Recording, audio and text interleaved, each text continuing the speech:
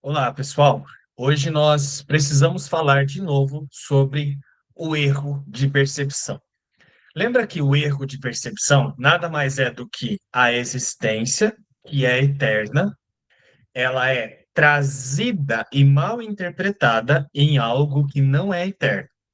Então, o que existe, pela lógica, pelo raciocínio, tem que ser eterno. Por quê? Se o que existe fosse uma coisa temporária que surge em algum momento, parece existir no decorrer de um tempo e depois morre, a existência acabaria.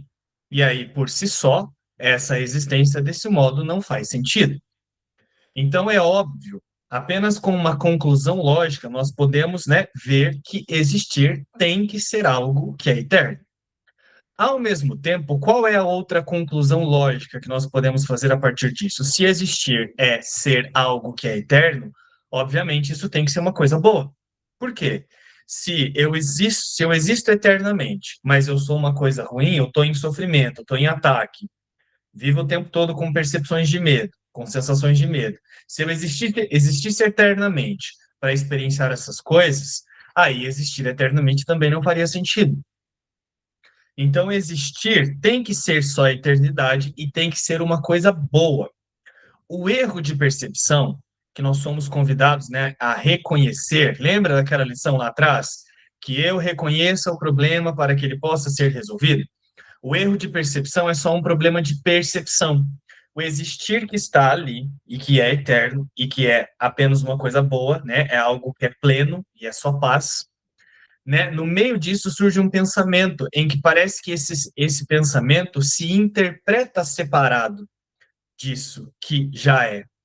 E aí surgem as ilusões, surge o erro de percepção. E aí a existência que já estava lá parece ser associada àquilo que foi inventado.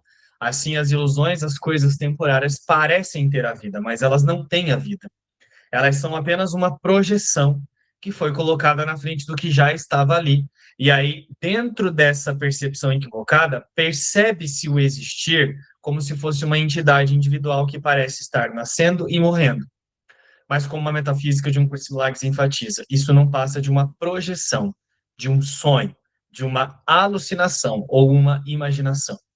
O erro de percepção é só esse instante em que a existência parece ser associada com algo que ela não é, e aí aquilo que não é tem aparentemente um período de duração, né? E depois acaba. Isso é o erro de percepção. Por que que é importante relembrar isso para conversar, né, sobre a lição de hoje? Hoje nós estamos na lição 103, que diz: Deus, sendo amor, é também felicidade. Né? Essa lição, a gente precisa partir dessa lógica que nós acabamos de conversar para compreender a experiência dessa lição. Deus, sendo amor, é também felicidade. Deus, a fonte, aquilo que cria, né? Sendo amor, sendo a eternidade, sendo a ausência de limites. Isso tem que ser uma coisa boa, isso tem que ser uma coisa que é feliz. Então, a felicidade é um atributo do amor, não pode estar a parte dele, nem pode ser experimentada onde o amor não existe. O amor não tem limites, estando em todos os lugares. Por que que é importante aceitar essa afirmação? Deus, a fonte, sendo totalidade, sendo amor, sendo uma ausência de limites, portanto, não é uma parte, é uma ausência de partes. Deus, sendo essa ausência de limites e partes, a experiência de aceitar isso só é felicidade, porque esse é o estado natural do existir em eternidade, né? Por que que é importante aceitar essa experiência desse lugar?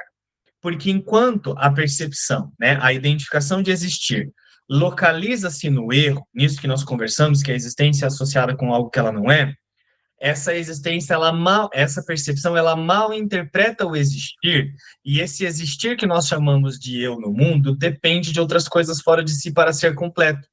Então, nós chamamos de felicidade coisas que não são felicidade, coisas que passam, coisas que acabam, né? Se uma coisa aparentemente me dá um suporte, me dá uma segurança, mas de repente aquilo é retirado de mim, aquilo não me traz mais felicidade, aquilo se transformou em dor. Então, no erro de percepção, nós não compreendemos Deus como um estado tranquilo, como um estado que vai nos dar apenas paz. no erro de percepção, a paz, a felicidade são interpretadas com aquilo que a gente busca no externo. E aí, como a identificação de existir, ela se tornou muito impregnada nesse mecanismo, ela está muito presa a isso, chamando isso de realidade. Quando nós somos convidados a reconhecer que a percepção é sem significado, né? Que eu não sou pai, que eu não sou mãe, que eu não sou filho, que eu não sou um papel profissional, eu não sou o dinheiro ou os bens que eu tenho, parece que causa um transtorno reconhecer que essas coisas são sem significado. No entanto, elas já são sem significado, porque todas elas vão passar, inclusive a nossa própria imagem.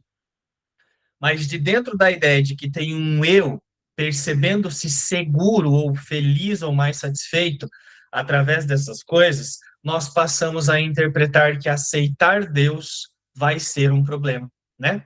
É por isso que ele traz logo em seguida no texto dessa lição que Deus, a fonte agora é associada com medo, né? Nós passamos a ter receio, a apreensão de aceitar que existir é ser algo que é abstrato, que é sem essas coisas todas aqui que vão passar. E aí, essa é a percepção invertida de um curso em milagres, né? Esse é o erro de percepção.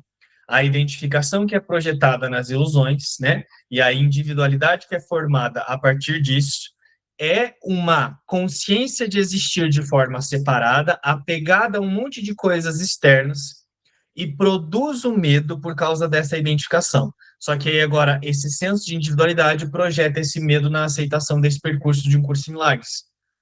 Está sendo dito, ó, aceite que existir é ser algo eterno. E aí nós demoramos para descansar nisso. É como se isso não fosse uma coisa boa. Aceitar que existir é ser só eternidade, ausência de limites, e isso é só felicidade, parece que isso não é uma coisa agradável. A gente fica com medo de perder as coisas, né? Ou nós temos resistência em aceitar a obviedade de que a realidade tem que ser algo feliz. Porque a felicidade foi distorcida nas coisas do tempo para esconder os medos que nós experimentamos. Então, essa lição ela é importantíssima, mas ela não está trazendo uma coisa mirabolante ou uma coisa muito extraordinária para ser entendida, não. Mais uma vez, como todas as lições, ela só está trazendo mais um raciocínio lógico. Deus, sendo a fonte, né, sendo aquilo que cria, tem que ser só amor, tem que ser ausência de limites, porque não faz sentido eu gostar de uma coisa e ficar odiando a outra, né? Na consciência de Deus tem que ser a certeza de que ele é a mesma coisa com todos, portanto, ele ama a tudo, porque ele é tudo. Logo, amor é ausência de limites, por isso que ele está em todos os lugares, como é dito na lição de hoje. Então, se o amor está em todos os lugares, o amor que está sendo trazido aqui não é o amor de mãe, o amor de filho, o amor, né, de uma apreciação de um hobby, sei lá, uma coisa que eu gosto de fazer, amor por pet, nada disso. Porque o amor está em todos os lugares. Então, eu não amo uma outra parte específica. Eu sou tudo. Essa é a compreensão do amor. Portanto, isso transcende a consciência de existir em imagens, transcende a percepção das partes. Então, Deus, a fonte, sendo essa ausência de limites, né? Essa experiência que vai além da noção de partes, essa experiência é algo feliz. Nós precisamos aceitar que é assim, porque do contrário, do ponto de vista do erro de percepção que nós já estamos localizados, né, essa consciência permanece localizada, ela fica produzindo o medo por causa dessa falsa associação com a separação. E aí, de dentro do medo, nós interpretamos que aceitar a realidade agora parece ser o problema. Mesmo que esteja sendo dito que nada real pode ser ameaçado, a existência tem que ser uma coisa tranquila, livre, então não tem medo, nós ainda continuamos a resistir nessa experiência. Então, eu primeiro preciso começar a aceitar que essa experiência de ser a ausência de limites, ela é só felicidade. Porque quando eu aceitar que isso é só felicidade, é só tranquilidade, nós descansamos nisso. E então soltamos os apegos do mundo.